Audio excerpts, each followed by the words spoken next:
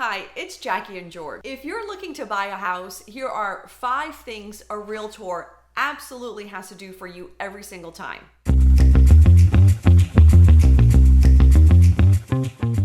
Number 5, be a good listener. Now, this sounds pretty simple, but it's not. I mean, how many times have you told your realtor what you're looking for in a property only to have them send you the property that has what you don't want?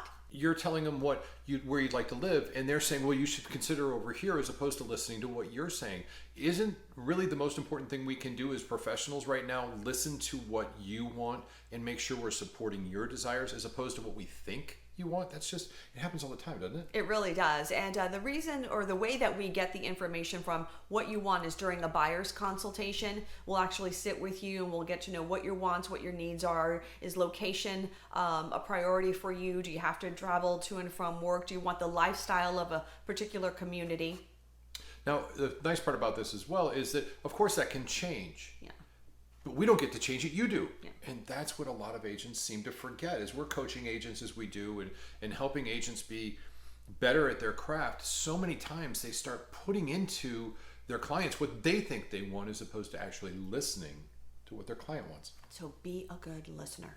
So, number 4, get pre-approved prior to going to see a bunch of homes. Now, that doesn't mean you can't see a home or two before you're pre-approved. I'd advise you not to do that, but sometimes you get excited. Having a conversation with a lender is so important to your mental stability as well as your success. Now imagine, and you and I talk about this all the time, imagine you find the perfect home. It's the second home you've ever seen, and it's absolutely perfect, but you haven't been pre-approved. There's a very good chance the process of getting pre-approved is going to inhibit you from actually getting that home, and you're going to lose it to somebody else. So let's be prepared. Yeah, time is of the essence. And so I always say, before I work with the buyer, I ensure that they are pre-approved because we need to know what your buying power is. That's vital because you don't have the days to wait to get that pre-approval letter. So being pre-approved prior to looking at a property, in my opinion, is paramount. Well, and it's also the definition, you've heard this analogy, the definition of insanity is doing the same thing over and over again. In real estate, we change it around.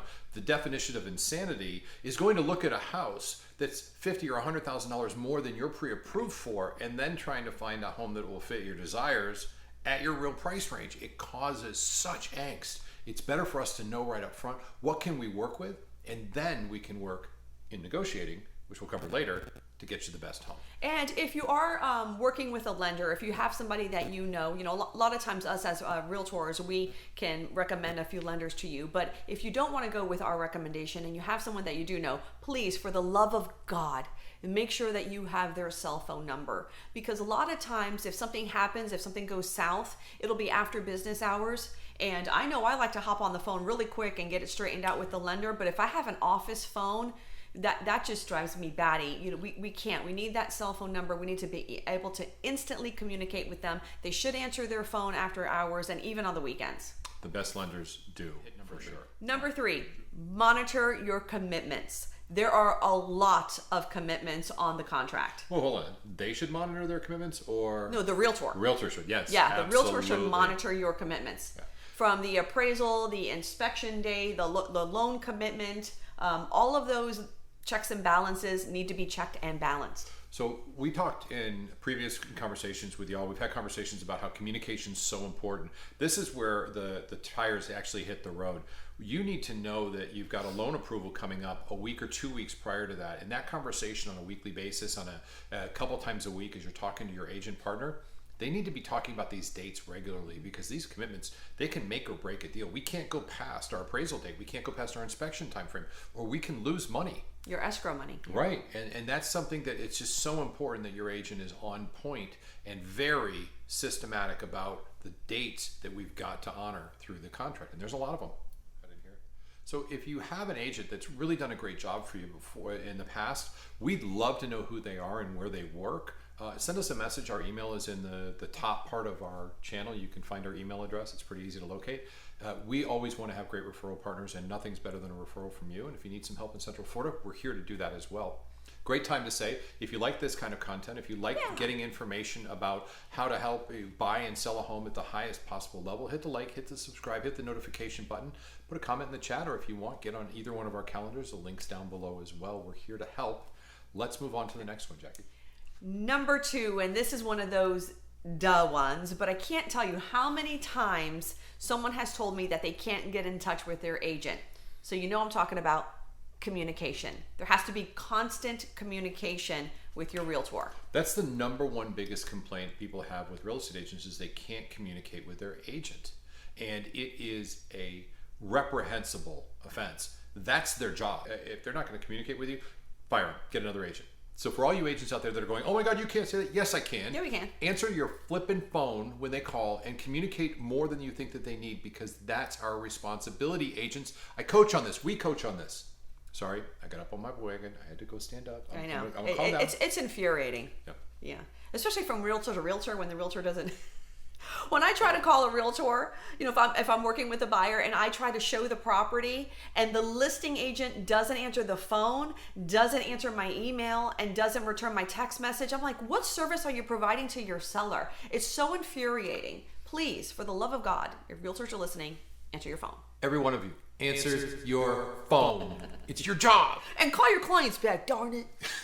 All right, Okay, carry on. now number 1, the most important thing a realtor should do for you is be a great negotiator. We're not talking about let's meet in the middle, let's split the difference. That's not what we do here. No.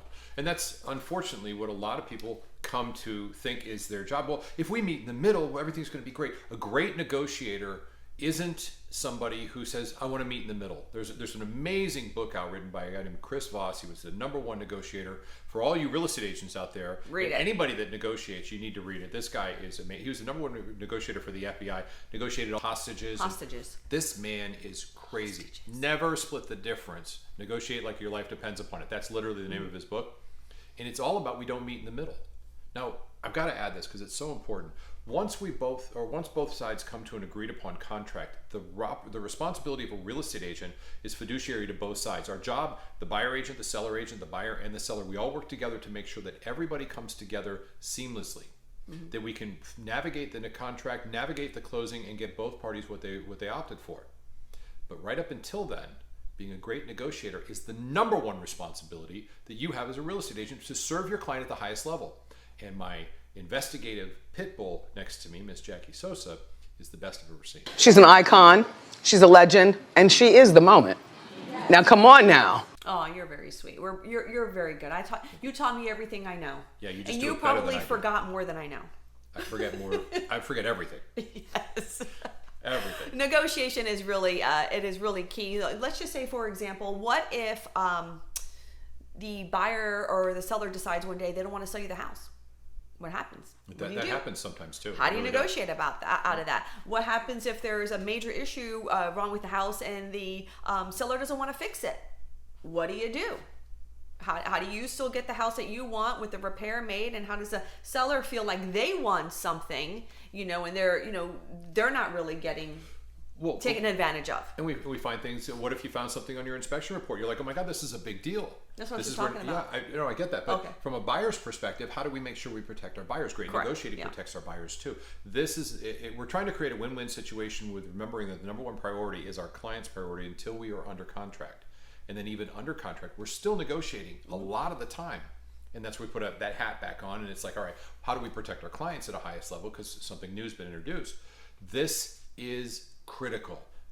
As much as I hate to say this, you don't want to trust this to somebody who doesn't have experience in this. Right. And if you're interviewing agents, ask them, how many homes have you sold?